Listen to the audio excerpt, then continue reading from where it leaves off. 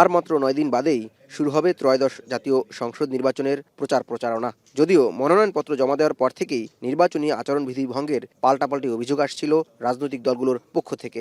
মুন্সিগঞ্জের সোমবার জাতীয় প্রেস ক্লাবে সাবেক প্রধানমন্ত্রী বেগম খালেদা জিয়ার জন্য জাতীয়তাবাদী নবীন দল আয়োজিত দোয়া মাহফিলে বিএনপির স্থায়ী কমিটির সদস্য সেলিমে রহমান দাবি করেন, সুষ্ঠু নির্বাচনের লক্ষ্যে বিএনপি আচরণবিধি লঙ্ঘন না করলেও কেউ জনগণকে নানা প্রলোভন দেখিয়ে বিভ্রান্ত করছে।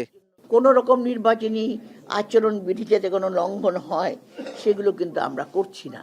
নানাভাবে বিভিন্নভাবে বিভ্রান্তিমূলক কথা বলছে, এইভাবে জনগণকে বিভ্রান্ত করার চেষ্টা করা হচ্ছে। মানুষকে লোভ দেখিয়ে লালসা দেখিয়ে আর চলবে না। অন্যদিকে সকালে ঠাকুরগাঁয়ে নিজ বাসভবনে সাংবাদিকদের সঙ্গে আলাপকালে বিএনপি মহাসচিব মির্জা ফখরুল ইসলাম আলমগীর বলেন, অবৈধ অস্ত্র উদ্ধার না হওয়ায় আইন শৃঙ্খলা পরিস্থিতির উন্নতি হয়নি। আমরা এটাতে খুব উদ্বিগ্ন, কনসার্ন। বিশেষ মনে করি এটা সরকারের একটা ব্যর্থতাই বলবো যে তারা অস্ত্র উদ্ধার করতে পারেনি এবং এখন পর্যন্ত আইন শৃঙ্খলা পরিস্থিতি সেই রকম একটা উন্নত হয়েছে বলে আমার কাছে মনে হয় না।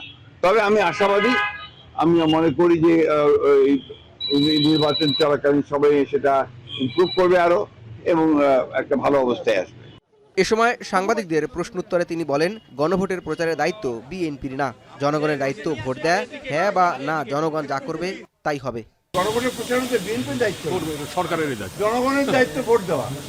যদি গণভোটে হ্যাঁ বা না জনগণ যা করে তাই হবে।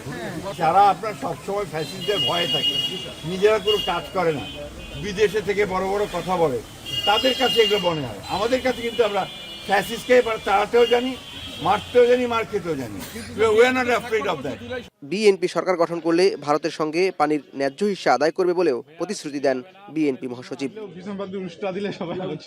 জওয়াদ মাহমুদ, এখন, ঢাকা।